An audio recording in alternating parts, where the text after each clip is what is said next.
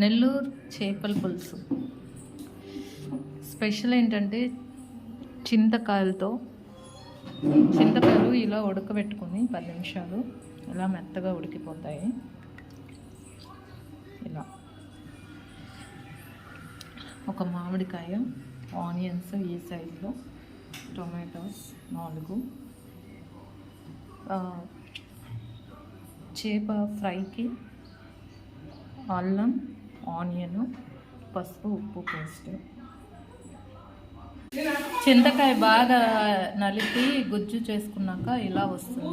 అల్లం, onion paste. Nellore చేపల పులుసులో మేము వెల్లుల్లి వాడమండి. పీసెస్ అన్ని నీట్గా కడిగి ఇలా పెట్టుకోవాలి. ఇప్పుడు పోపుకి ఆయిల్ వేసి కరివేపాకు, ఎండుమిర్చి, ఆవాలు, ధనియాలు, కొంచెం జీలకర్ర, ఆనియన్స్, ఎండుమిర్చి, కరివేపాకు, ఆవాలు, ధనియాలు బాగా వేగిన తర్వాత పచ్చిమిర్చి పెట్టుకుని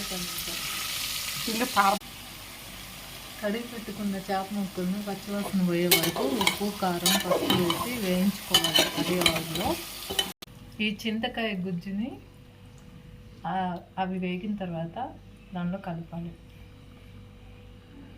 ఆ చింతకాయల గుజ్జు సరిపోదు అనుకుంటే కొంచెం చింతపండు రసం కూడా కలిపి వేసుకోవచ్చు.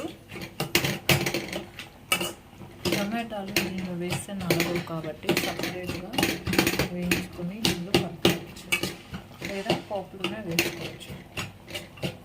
పైన రా ఆనియన్స్ చల్లితే టేస్ట్ ఇంకా బాగుంటుంది. మేము వెల్లుల్లి దేనిలోనూ వాడమండి నెల్లూరు చేపల పులుసు. సో ఇది మేము బాగా దగ్గర పడే వరకు, అంటే గ్రేవీ లాగా అయ్యే వరకు ఉడకబెట్టుకుంటాం. ఇది మీడియం ఫ్లేమ్లో బాగా కుక్ అయితే చాలా టేస్టీగా ఉంటుంది. హై ఫ్లేమ్ మరీ లో ఫ్లేమ్ కాకుండా మీడియం ఫ్లేమ్ బెటర్. పోపు, చింతపండు పులుసు అన్నీ కలిపాక ఆఫ్ ఫ్లేమ్ ఫ్లేమ్లో ఇది బాయిల్ అవుతుంది. బాగా దగ్గర పడ్డాక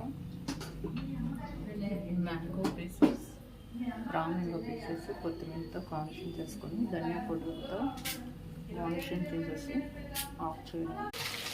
ఫైనలీ మామిడి గడ్డలు, ఆనియన్స్, కొంచెం కొత్తిమీర, ధనియా పొడి చల్లి నెల్లూరు చేపల పులుసు రెడీ. Please subscribe.